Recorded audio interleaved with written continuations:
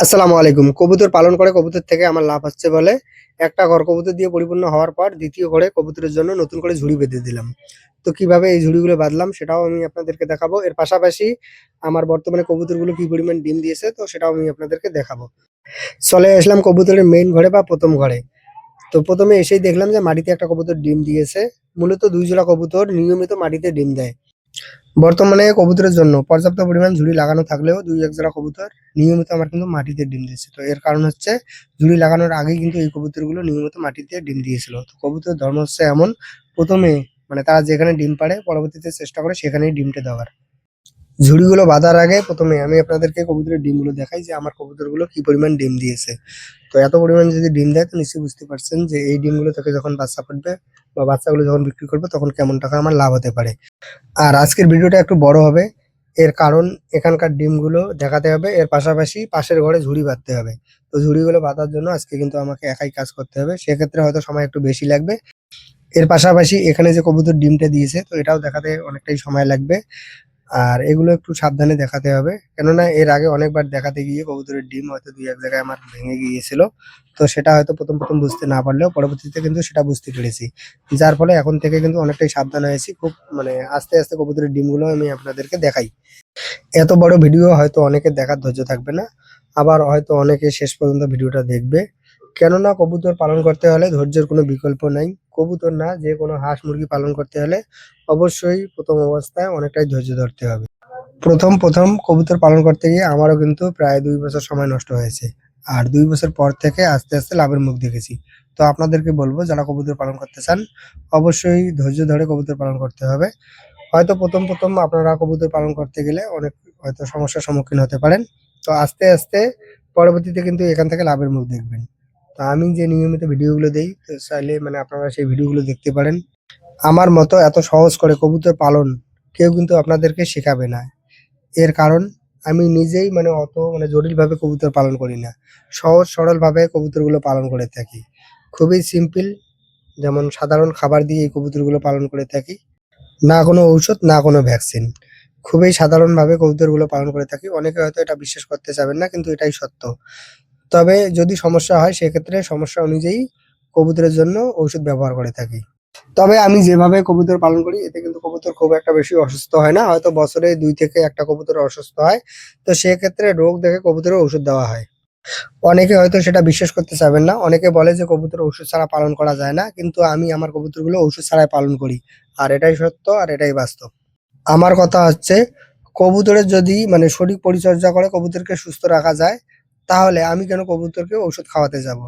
তবে vitamin, calcium কবুতরের জন্য খুবই ভালো। যদিও আমি এগুলো ব্যবহার করি না, তবে এগুলো ব্যবহার করলে হয়তো আরো কবুতর থেকে ভালো রেজাল্ট পেতাম। আসলে এগুলো দেওয়ার মতো সময়ও আমার কাছে থাকে না। খুব কম সময় দিয়ে আমি আমার এই কবুতরগুলো পালন করে থাকি। শুধুমাত্র কবুতরগুলোকে মানে ঘরের ভেতরে খাবার দেওয়া হয়। পানিটাও কিন্তু এগুলোর জন্য বাইরে করা হয়েছে। আর পানির যে বাইরে মানে চেম্বারটা করা হয়েছে, সেটা কিন্তু অনেকটাই বড়। সেখানে যে ঔষধ বা কোনো রকম ভিটামিন দেবো, মানে তার কোনো অপশন নেই। আর ঘরের ভিতরে যদি এগুলোকে ভিটামিন বা ক্যালসিয়াম দিয়ে পানি দিতে যাই, তো সেক্ষেত্রে দেখা যাবে এই কবুতরগুলো সেই পানিগুলো নোংরা করবে। এর পাশাপাশি কবুতর পানিতে মলত্যাগ করতে পারে। তো সেক্ষেত্রে কবুতরের অসুখ-বিসুখ বেশি হতে পারে। তবে কবুতর ওষুধ ছাড়াও পালন করা যায়। তো অনেকে আমাকে কমেন্ট করেন বা আমার কাছ থেকে জানতে চান যে আমি আমার কবুতরগুলোর জন্য কোন ওষুধ ব্যবহার করে থাকি। তো আমি আপনাদেরকে বলেই দিলাম যে আমি আমার কবুতরগুলোর জন্য কোন রকম ওষুধ ব্যবহার করি না। তবে দীর্ঘ ৭ বছরের অভিজ্ঞতা থেকে আমি আপনাদেরকে কিছু পরামর্শ দিতে পারি। আর সেটা হচ্ছে যে ১ নম্বর কবুতর পালন করে কবুতরকে সুস্থ রাখতে গেলে কবুতরের ঘর কিন্তু খুবই গুরুত্বপূর্ণ। ঘরটা এমনভাবে বানাতে হবে যেন কবুতরের ঘরটা একটা আদর্শ ঘর হয়। তো আদর্শ ঘরের নিয়ম হচ্ছে ঘরের একদিকে হাওয়া ঢোকে অন্যদিকে যেন সেটা বেরিয়ে যেতে পারে। এর পাশাপাশি ঘরের চতুর সাইডের মধ্যে এক সাইড যেন টিন দিয়ে সম্পূর্ণ বেড়া দেওয়া থাকে। এর পাশাপাশি ৩ সাইড যে আছে সেটা যেন নেট দিয়ে বেড়া দেওয়া থাকে। আপনারা এই ঘরের মাঝ বরাবর ২.৫ থেকে ৩ ইঞ্চির একটা নেট ব্যবহার করবেন। আর এই নেটের উপরে আপনারা ঝুড়িগুলো লাগাবেন। আর নিচে কোনো কিছু লাগানোর দরকার নেই। এর পাশাপাশি যেখানে আপনারা সম্পূর্ণ বেড়াটা টিন দিয়ে দিবেন সেখানে মানে কবুতরের বাসাগুলো লাগাবেন। এতে ঝড় বৃষ্টির হাত থেকে কবুতর রক্ষা হবে। কবুতর সরাসরি রোদ পাবে না বা বৃষ্টি পাবে না। তো এভাবে কবুতর পালন করলে অবশ্যই কবুতর সুস্থ থাকবে। কবুতর থেকে ভালো রেজাল্ট পাওয়া যাবে। আর ২ নম্বর হচ্ছে ঘরটা সবসময় পরিষ্কার পরিচ্ছন্ন রাখবেন। যেন ঘরে মানে অতিরিক্ত গ্যাস জমতে না পারে। আর আপনারা চেষ্টা করবেন রাতের বেলা যদি মানে ঠান্ডার সিজন হয় তো সেক্ষেত্রে পর্দার ব্যবস্থা করে দিবেন। দিনের বেলা পর্দাগুলো তুলে দিবেন। এর পাশাপাশি যখন গরমের সিজন চলে আসবে তখন আপনারা চেষ্টা করবেন যেন ঘরের ভেতরে কোনোভাবে মশা ঢুকে কবুতরের বাচ্চাকে মানে কামড় দিতে না পারে বা কবুতরের বাচ্চা যেন পক্সের সমস্যা না হয়। সেক্ষেত্রে মশারির নেট ব্যবহার করবেন। এতেও যদি সমস্যার সমাধান না হয় তো সেক্ষেত্রে আপনারা কয়েল অথবা মরিন ব্যবহার করবেন। আর একটা সবচেয়ে বেশি গুরুত্বপূর্ণ বিষয় সেটা হচ্ছে যে খাবার। খাবার কিন্তু খুবই গুরুত্বপূর্ণ। তো খাবার হিসেবে আমি সাধারণত ৩ টে খাবার কবুতরগুলোকে দিয়ে থাকি। ধান, গম, সরিষা। তবে এই ৩ টা খাবার দিলেও বিশেষ করে কবুতরের জন্য ধানটাই বেশি দেওয়া হয়।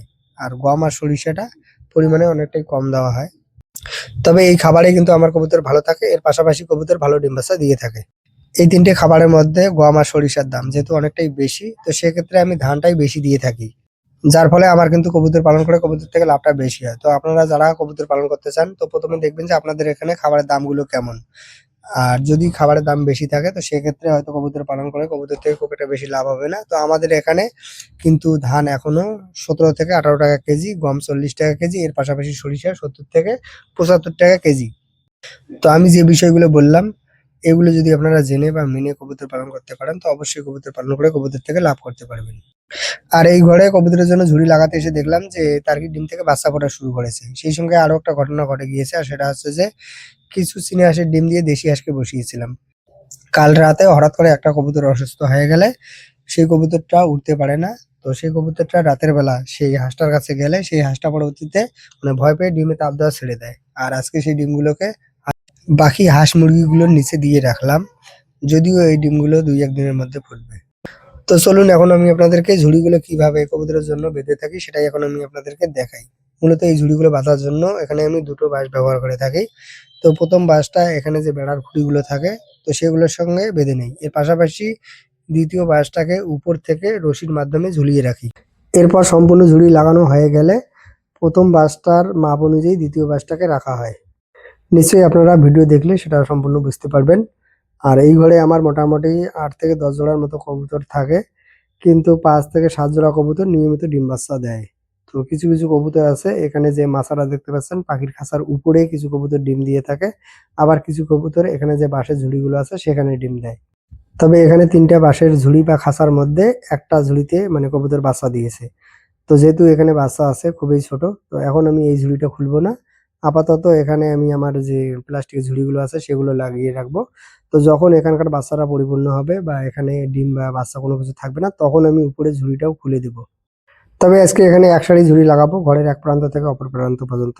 যেহেতু এখানে বেশি পরিমাণে কবুতর নাই, যখন এই ঝুড়িগুলো কবুতরের ডিম বা কবুতরের বাচ্চা দিয়ে পরিপূর্ণ হবে তখন আবার নতুন করে এখানে আরো মানে ধাপে ঝুড়িগুলো লাগাবো। এখন কিছু কবুতরের বাচ্চার অর্ডার আছে। এই বাচ্চাগুলো দেওয়ার পর পরবর্তীতে চেষ্টা করব প্রতি মাসে ৫ থেকে ৭ জোড়া কবুতর নতুন করে রাখার জন্য। তবে একবারে বেশি করে রাখলে সমস্যা হবে। এর আগেও সমস্যা হয়েছিল। তো এবারে আর সেই ভুলটা করতে চাচ্ছি না। এবারে চাচ্ছি যে আস্তে কবুতরগুলোকে বাড়াবো। পাশের ঘরে আমার মোটামুটি ১০০ জোড়ার মতো কবুতর আছে। তো এই ঘরেও আমি চাচ্ছি যে ১০০ জোড়ার মতো কবুতর পালন করব। আর এর থেকেও বড় কথা হচ্ছে বর্তমানে আমার এই ঘরে হাঁস থাকে সেটাকেও আস্তে এখান থেকে সরাতে হবে। আজকে এ পর্যন্ত। আসসালামু আলাইকুম।